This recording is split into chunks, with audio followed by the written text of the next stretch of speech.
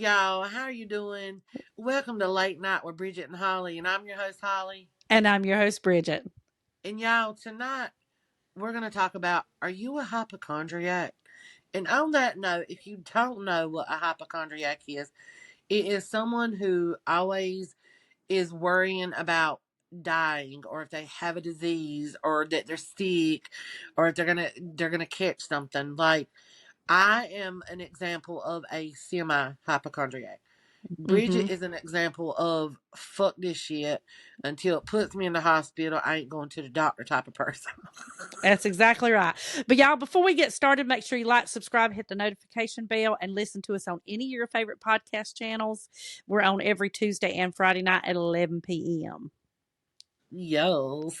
So to get this podcast started, um, where are we gonna start? Where you want to start at with this? Do we want to start with hypochondriac? Because we're gonna also talk about death. We're gonna talk about being a hypochondriac, how you feel about death, what scares you, and things like that. So what do you want to start off based on? Well, I just want to talk about the fact that, like, even with you, she will sit there and say to me, "Hey, Bridget, I got this bump on my tongue and I think I bit it, or it's the way I slept last night. Do you think I'm all right? You think it's okay?" I'm like, "Yes, Holly, it's probably just a lie bump." We call them lie bumps in the South. And basically what that means is just a little white bump on your tongue. It's one of your taste buds that get irritated or whatever.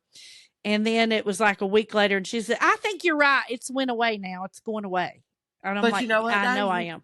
you forgot about after I said, you think I'm all right? And that you said it's nothing. And then I said, you don't think it's cancer, do you? Yeah, I know. I Yeah, asked her you that do. too. Yeah, And she's yeah. like, no, no, no. Because when I sleep at night, I sleep a lot on my couch, y'all, because I'm comfortable there, and I'm in here podcasting with Bridget. We up all night playing. She's whooping my ass in Jungle Gym. I'm whooping her ass in Words with Friends. You know, we got our own thing that we're good at whipping each other's ass in. And we hate sleep. We hate to fall asleep, but we know we need it. So a lot of times I will fall asleep on the couch, and my head's like hanging down, and so my tongue is wider than my teeth. So when you rest your tongue up under the roof of your mouth, it should go in the roof of your mouth. I got a very short little tongue, but it's wide, so it covers my teeth. So when I go to sleep, I'm like biting my teeth or biting my tongue. And then she's like, "Do you think something's wrong because I got a sore?" No, I think Because it's it's on the it's the way you side. It's like sleep. Now, I see, to me, I'm gonna touch base on this real quick. Sleeping on the couch will be a huge no-no at my house. Ask Mr. Ronnie. It's like a no, no, no, no, no, no, no, no, no, no, no. she don't like that. She does not like I that at don't. all. A little afternoon nap, yes, but to full sleep on that couch all night, I do not allow it. I will raise the roof if Ronnie tries to sleep on that couch or in that love seat. I'm getting better though. Like I'll fall asleep on the couch and then I'll wake up in the middle of the night and I can get my ass in my bed. And then Yeah. I'm like, oh, it feels so good. So the mentality, you're exactly right. You have a mentality to where you always worry about sickness. You're And always worry. worrying about dying. Yeah. You're always worried about these things. I I always have think the the worst. That's what I'm saying. And I have a mentality just like you said, like I don't give a fuck. I ain't worried about it. Like, cause I have a mentality that the Lord knows the day where we're gonna die and it ain't nothing gonna change that. So, but what is it that makes you do that? What do you think it is and when did that start for you? So, first of all, this is why I say you remind me so much of my mama. Like, I Mm-hmm. swear, like, she is reincarnated in you somehow, some way or other. But I know when it started. I know hands down when it started. It was when I was 16 and my dad got cancer. He ended up with pancreatic cancer. He was only 43 years old. Mm-hmm. And you know, when as a parent, and you want to assure your child everything's going to be okay, you're not going anywhere. And I know he shouldn't have made those promises, but as a parent, what are you supposed to tell your child? And so he lived from the time he was diagnosed and had his surgery. He lived for 9 months and passed away. So he was only 44, Yeah, he was 43 when he got diagnosed, and he had turned no, he didn't. He was just 43. He didn't even make it to his 44th birthday. Mm. And that's such a young age. 43 Mhm. is so young.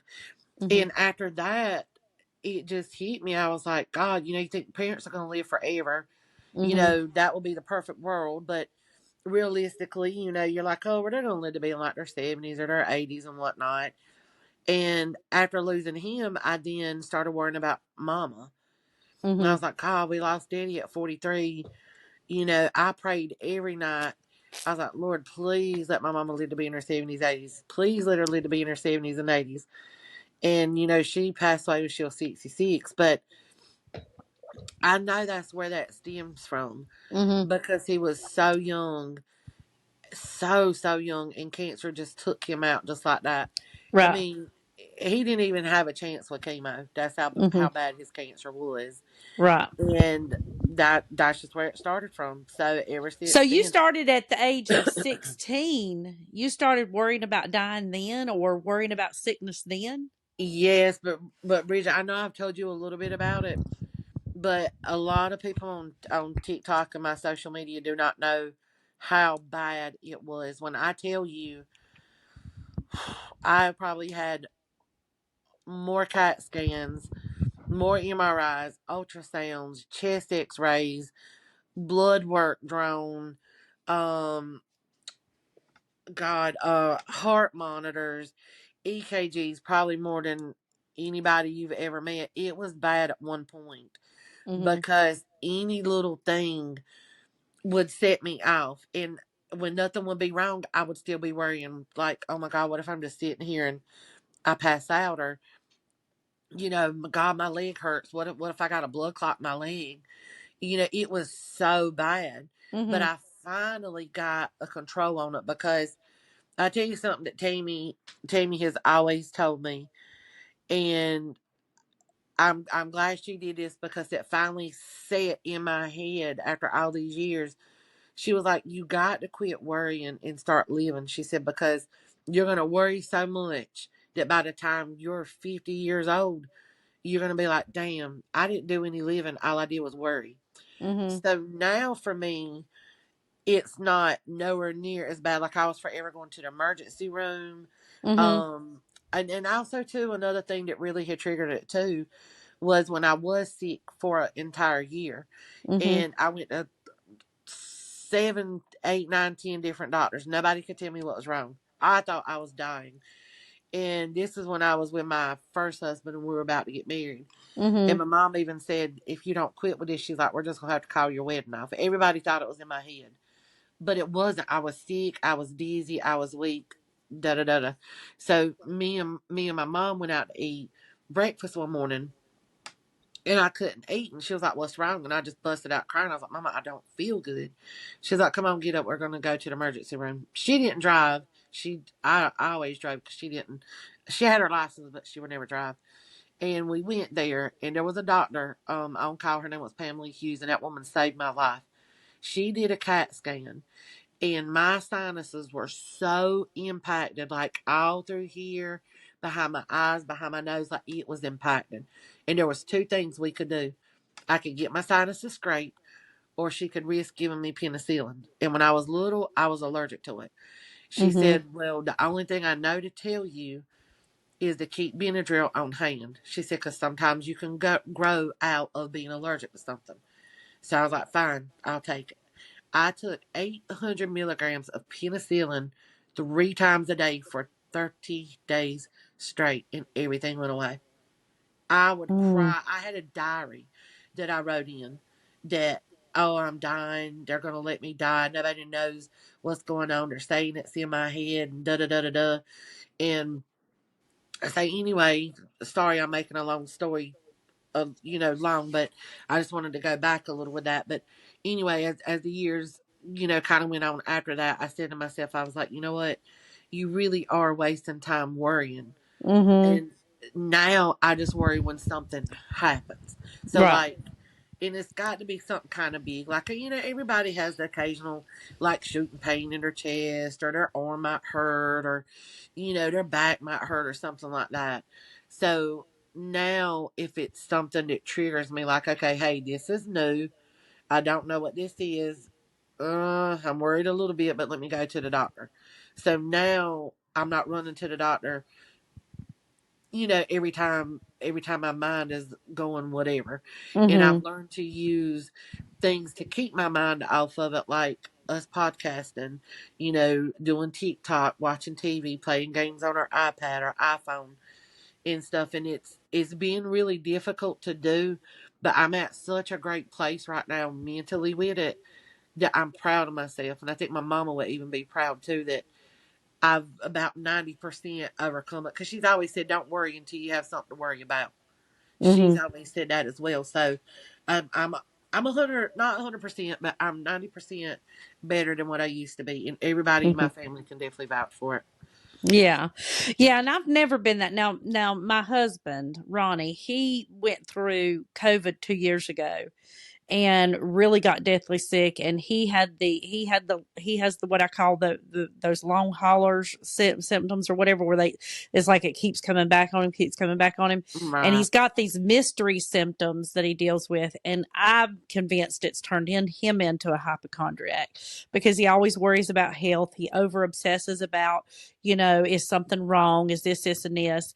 Because every time he goes and gets out, runs tests or CAT scans, or they can't find anything. And I'm like, honey, it's just, there's nothing you're gonna be able to do about it. But I'm the type, and I want to share this with you and anybody out in the world that will be listening to this. I want you to pay attention if you're a hypochondriac, or you overthink death, or you're overthinking things. Okay. I want you, it's on, you might have to Google it. I can't remember if it's on Prime. I know it ain't on Netflix. It's on Prime, I think. But it's called Allison. Allison. Alison. Allison. And it's a story about a lady called Allison Botha. Botha. It's a true story. This is a documentary. And this story will convince you that when it is your time to go, you're going to go. And if it's not, God will pull you through it. And you'll stop Really? worrying as much, because I'm not going to tell you, I'm not going to ruin it for you. I want to watch it. Yeah. This woman went through hell. She should be dead. Okay. But God pulled her through this. I'm going to tell you two things, and you're going to have to watch the story to see how this happened. Her guts, her intestines were hanging outside of her body. Her head was severed, all except for her spine, to where when she stood up, her head fell behind What? her shoulder blades, and she had to lift her head up with one hand and hold her guts in with the other hand. But this lady survived. Not only did she survive, you have to listen to this, because you will be surprised at how much she overcome. But it taught me then, if God wants to bring you through something, if it's not your time to go, it don't matter what you go through. So when you're seeing these little, like Dale Earnhardt, I remember when he was racing, we were there at the race when he died. Uh, you were there. We were there. We Oh were my God, there. that was one of my daddy's favorite race car drivers, and it like the world stopped when that man died. Yep. We had actually bought tickets. Me and my husband had bought tickets to sit in the Dale Earnhardt Tower, but it ended up my babysitter fell through, which was my dad. He wasn't feeling good. So we ended up taking all the kids, and we moved down to the De Palma Tower, which is the Uh, one right beside the Earnhardt Tower, because it was cheaper and we could get 5 seats for the price of two in the Earnhardt Tower. So we were sitting right coming out of that turn 4 where he wrecked. And, when he hit that wall, it looked like a tap. It didn't even look hard. If you seen the way he turned into the wall, he just went pat, just tap like that. Of course it was hard because the speed they were going. But what I'm trying to say is the wreck that Tony Stewart had in the same race that day was much worse than what Earnhardt did. Okay. But what had happened was, I sat there for a minute, and the race was over because it was at the end that this happened. and we had to get back and catch the shuttle bus that takes us back to our vehicles. At that From time, because did you know that he was gone yet or no? no, but listen, what happened while we were sitting there? All of a sudden, I kept watching. Everybody was getting up and leaving, and I kept looking down there, and I seen people running over there. And look, he didn't get out of the car, because most of the time they'll get out of the car and they'll do their hands like this, and everybody cheers Yeah. because they're okay. He didn't get out of the car. People were running over there, and Ronnie was gathering our stuff. And I said, Ronnie, he said, yeah. And I said, something's not right. He goes, oh, no, he's okay. They're probably just checking the car. And I said, okay. So when we were there that day, it was in February. It was beautiful. It was warm, sunny, beautiful, everything. When this man's soul went to heaven, a cloud come over. It turned ice cold, freezing. We were freezing by the time we got to the shuttle bus, and the clouds, What? yes, the clouds that came over where it's pitch black. And we got out there. We went to the Earnhardt souvenir truck. We got everything off the truck we wanted souvenir wise, and we go back. And by the time the shuttle bus had took us to our van, we go up there to buy drinks before we get on the road. We bought one of the little trailers, and we had our Earnhardt gear on. And the man says, "You know he died, don't you?" And I look around and I go, "Who died?" And he said, "Earnhardt." He pointed at my jersey. He said, "Earnhardt." And I said, "What?" He said, "Yeah, they just announced it on the radio. He died." Oh my God. I was like, "Oh my God." And so I went over and I told Ronnie, and I said, "Honey," he was putting Brittany in the car seat. And I said, "Sit down," because it was his favorite driver. And he goes, "What?" And I said, "Please just sit down." And he goes, "What's wrong?" And I said, "Earnhardt died." And he said, "What?" And I said, "Yeah." And he said, "No." And I said, "Yeah, y'all, I'm telling you, we cried the whole way home." But my point was, Oh, God did not mean to bring him through that, so he didn't make it through it.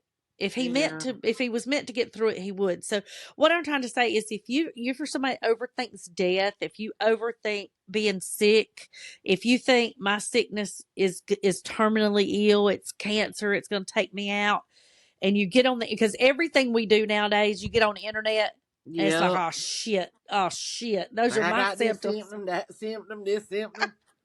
Yeah, I'm dying. It will make Guilty. you think like that. Yeah, yeah. So Yeah. stay off the internet. But just know that you have a set day and time, and you're not going to pass it, but unless you're foolish. Now they do say, the Bible says, if you're foolish, you can rush your time. We have a But right path and a wrong path. that's right. So, as long as, if you're just sitting around and you got a bump, but now I will say, be your own advocate, like you was. If you really feel bad and there's something not right, or there's a spot, like if there was a spot on my arm and I looked at it and I was like, "Oh, that's kind of weird." And then a week later it got bigger, and a week later it got bigger, and it just kept growing. Right. Um, oh yeah, I would definitely go get it checked out. You know what I'm saying? Just for a peace of mind thing. Yeah. But, be your own advocate, but try not to overthink the little stuff. Don't Yeah. sweat the small shit, in other words. Listen to her when she says that, y'all, because I can tell you up front and center, I was a severe hypochondriac from the age of 16 till probably shit, probably till the age of 35. Mm-hmm. And I'm 44 now, and don't get me wrong, I still got out there and did stuff, and I enjoyed life, but I couldn't enjoy it with a clear and free mind of worrying, God, what if we're in this store and like I collapse. And the bad thing about it is, when the type of hypochondriac I was not only would I worry about myself, I would worry about my loved ones too. Uh-huh. And you know, real quick, I do just want to share this with y'all. As I got older and could drive, I took my mama everywhere, which you know that, Bridge. I took her everywhere. Doctor's appointments, we go shopping together, we go out to eat. That was my ride or die. She was my best friend of everything and above. And Tammy will be with us 98% of that time. We were the Three Musketeers. And so she would be in the car, and I'm in my mama's house. Tammy lives 2 doors down. But I would drop mama off and I would sit in the driveway. I would watch her walk into the house and I would literally say a little prayer. And I say, Lord, please let my mama live to be in her 70s and 80s. Please don't let nothing happen to her. Like, I would do this whole ritual of saying this prayer before I pulled out of her driveway. But I wouldn't pull out of her driveway until I saw her bedroom light turn on. Mm-hmm. That was when I would finally pull out. She didn't pull it on, I'd call her. Mm-hmm. And she'd be like, "What? I just got in the house." I'm like, "Your bedroom light ain't on." And she fuss at me and whatever. She's like, "I love you, bye." And I'll never forget when Mama had passed away. The first person I had called, she had passed away at my sister's house. And sorry, trying not to like tear up. Her anniversary was, you know, um, is like in 2 days. But anyway, the first person I called, of course, was Tammy. She passed away at my sister's house. And all Tammy could say was, "I'm so sorry. I'm so sorry, Holly." Like, she was crying because Mama was her favorite aunt. Mm-hmm. And she said it just made her cry even more because she said, "Your worst nightmare has come true."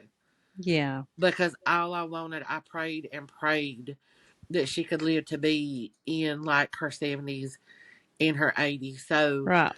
it it affected me a lot, but then I snapped out of it because I was like, Mama wouldn't want this for me. And my mama has always said, when it's your time, it's your time. And there's been That's so right. many times she should have died, especially with me. She was hemorrhaging. They tried everything under the sun except for the last thing they tried, which was the only thing they could try, was a pill or a shot or something that was not FDA approved. They didn't know if it was going to work, but by the grace of God, it stopped her from hemorrhaging. But Right. there was 6, 7, 8, 9 times Yeah. throughout life that my mama should have died, and like you said, God pulled her through it. Through it. Yeah. Well, and I believe, and like I said, we're not trying to push religion on the podcast. If you don't believe in God, if you don't believe in a higher being, then that's your prerogative. Yep, But that's your prerogative. Holly and I both are more of a Christian faith, you know what I'm saying? And so Yep. don't judge us for that. So because it's our podcast, we're going to talk as if we have a Christian faith. But Right. I go to say this too. I think about death this way because you say you overthink death a lot. But I look at it this way. So if you're a God fearing, God believing person, you believe in heaven. So, in other words, if I die, I'm going to heaven on streets of gold, being in the Lord's presence. Oh my God, don't let that happen. You see what I'm saying? Like, it's a win win for me either way. If I live, Right. then I live another day to stay here with my family. But if I don't and I go to heaven, that's supposed to be the most beautiful place we would ever see. So Yep. why fret that? Why are we scared of that? Well, we're scared of it because it's unknown. It's We unknown. It's unknown. We don't know for sure.